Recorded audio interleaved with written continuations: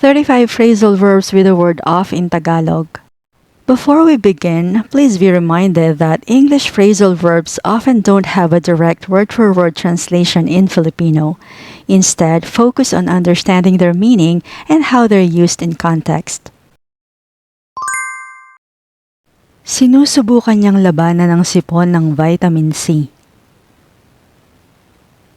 She is trying to fight off a cold with vitamin C. Sinusubukan niyang labanan ang sipon ng vitamin C. She is trying to fight off a cold with vitamin C.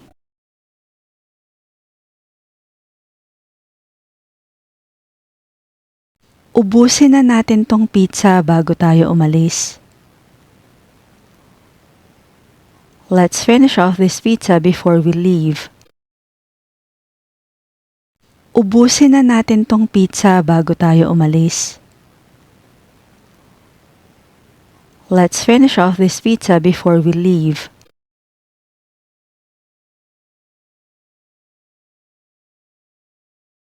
Nabubuhay siya sa ipon niya mula nang mawalan siya ng trabaho. He's been living off his savings since he lost his job. Nabubuhay siya sa ipon niya mula nang mawalan siya ng trabaho. He's been living off his savings since he lost his job.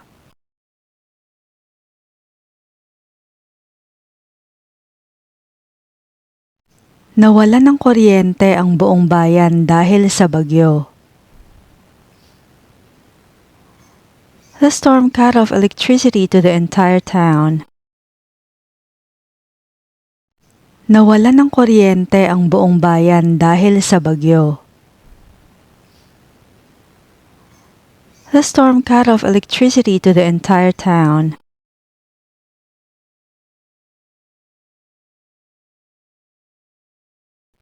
Tumunog ang alarm clock ng 6:00 ng umaga. The alarm clock went off at 6 a.m. Tumunog ang alarm clock ng 6:00 ng umaga. The alarm clock went off at 6 a.m.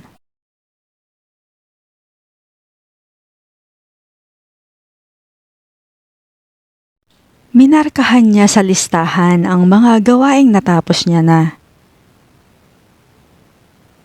She marked off the completed tasks on her to-do list. Minarkahan niya sa listahan ang mga gawaing natapos niya na. She marked off the completed tasks on her to-do list.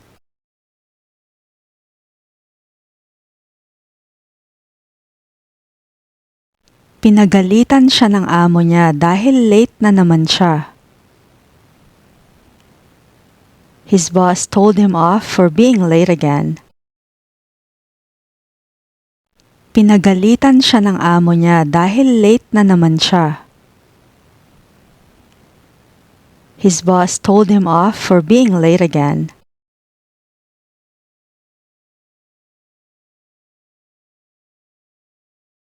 Bumaba po kayo sa susunod na babaan. Please get off at the next stop. Bumaba po kayo sa susunod na babaan. Please get off at the next stop.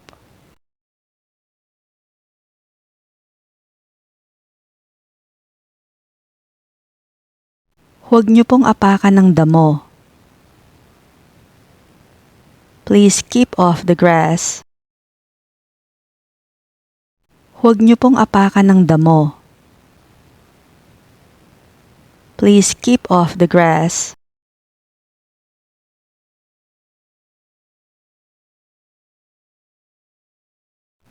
Nakatulog siya habang nasa nakakaantok na lecture. He dozed off during the boring lecture. Nakatulog siya habang nasa nakakaantok na lecture. He dozed off during the boring lecture.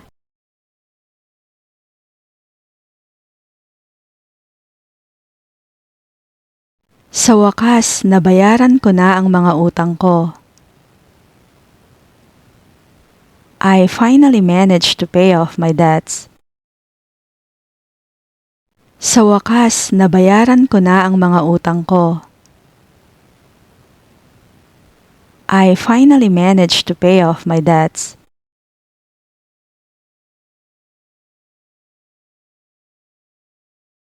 Nahawa ako sa hilig niya sa musika. His enthusiasm for music has rubbed off on me. Nahawa ako sa hilig niya sa musika.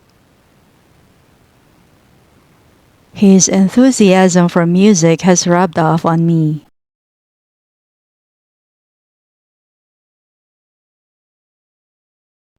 Hindi niya maalis ang pakiramdam na merong mali. She couldn't shake off the feeling that something was wrong. Hindi niya maalis ang pakiramdam na merong mali. She couldn't shake off the feeling that something was wrong.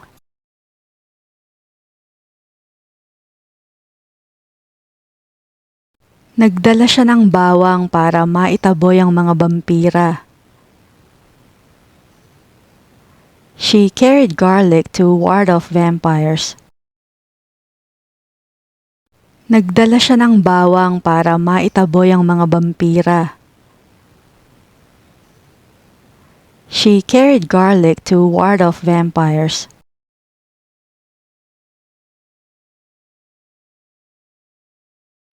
Huwag mo nang ipagpabukas ang paggawa ng assignment mo. Tapusin mo na.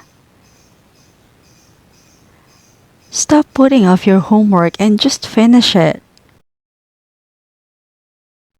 Huwag mo nang ipagpabukas ang paggawa ng assignment mo. Tapusin mo na. Stop putting off your homework and just finish it.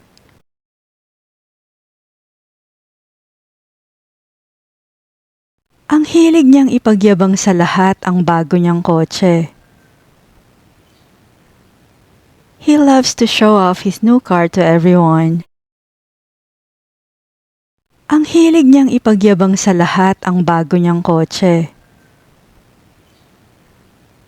He loves to show off his new car to everyone.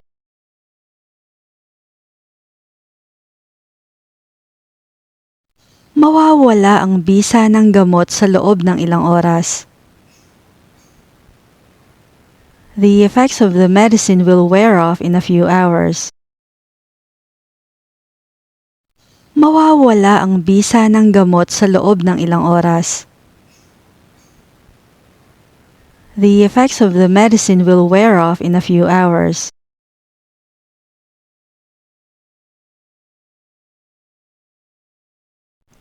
Madaling tanggalin ang dumi gamit ang sabon at tubig. You can easily wash off the dirt with soap and water. Madaling tanggalin ang dumi gamit ang sabon at tubig. You can easily wash off the dirt with soap and water.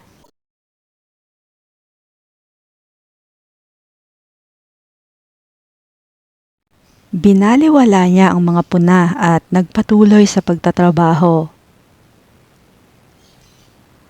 She shrugged off the criticism and kept working. Binaliwala niya ang mga puna at nagpatuloy sa pagtatrabaho. She shrugged off the criticism and kept working.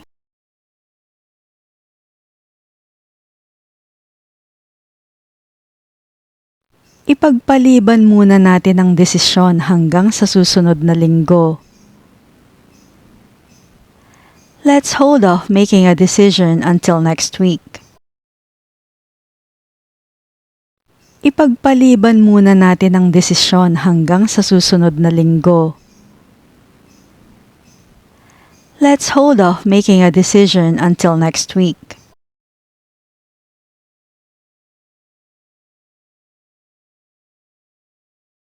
Magsisimula ang laban ng 7:00 ng gabi. The match will kick off at 7 p.m. Magsisimula ang laban ng 7:00 ng gabi. The match will kick off at 7 p.m.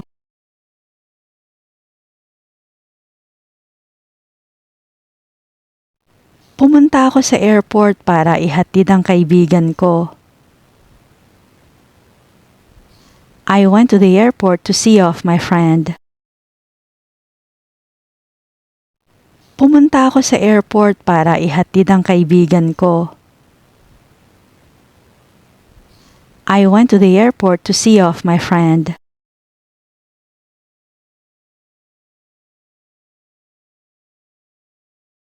Nagsisimula ng matuklap ang wallpaper sa pader. The wallpaper has started peeling off the walls. Nagsisimula ng matuklap ang wallpaper sa pader. The wallpaper has started peeling off the walls.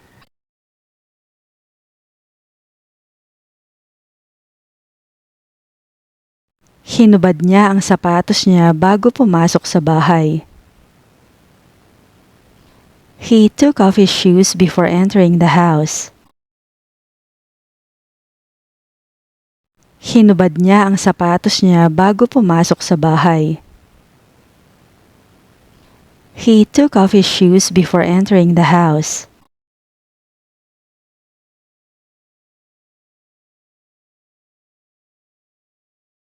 Binaliwala niya ang bastos na komento at nagpatuloy siya sa pagsasalita. She brushed off the rude comment and continued speaking. Binaliwala niya ang bastos na komento at nagpatuloy siya sa pagsasalita. She brushed off the rude comment and continued speaking.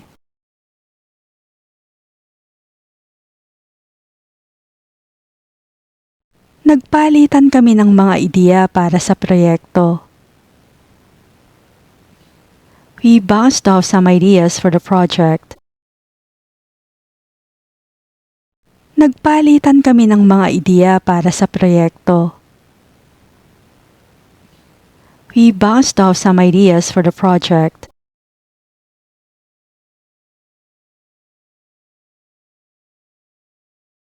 Nagsialisan ng mga bata nang dumating ang gwardya. The kids cleared off when the guard came. Nagsialisan ng mga bata nang dumating ang gwardya. The kids cleared off when the guard came.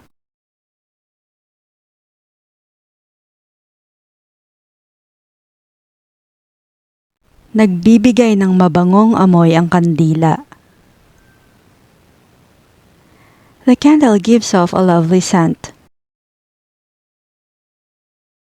Nagbibigay ng mabangong amoy ang kandila. The candle gives off a lovely scent.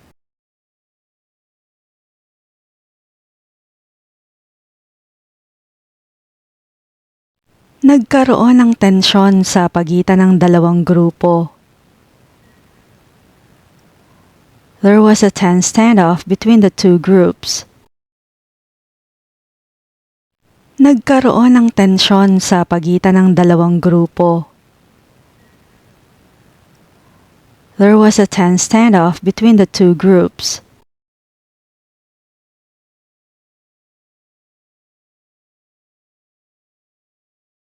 Pakipatay ang bentilador kung giniginaw ka na. Please switch off the fan if you're feeling cold. Pakipatay ang bentilador kung giniginaw ka na. Please switch off the fan if you're feeling cold.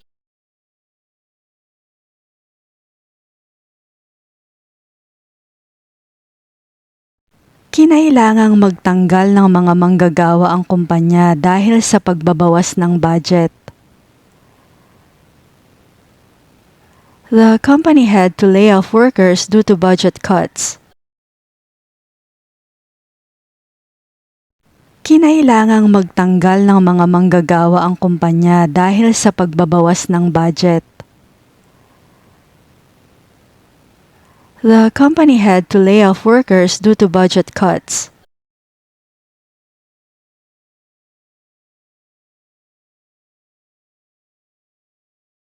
Aalis na ang eroplano sa loob ng 15 minuto.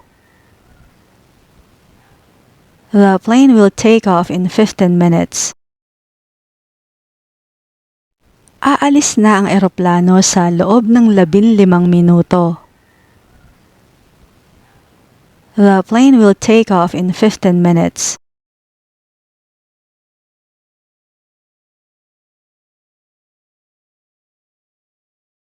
Kinailangan nilang kanselahin ang meeting dahil sa masamang lagay ng panahon. They had to call off the meeting due to bad weather. Kinailangan nilang kanselahin ang meeting dahil sa masamang lagay ng panahon.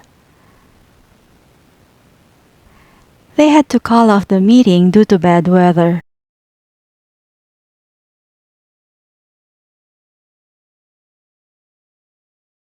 Ihahatid ko ang package sa bahay mo mamayang hapon. I'll drop off the package at your house this afternoon. Ihahatid ko ang package sa bahay mo mamayang hapon. I'll drop off the package at your house this afternoon.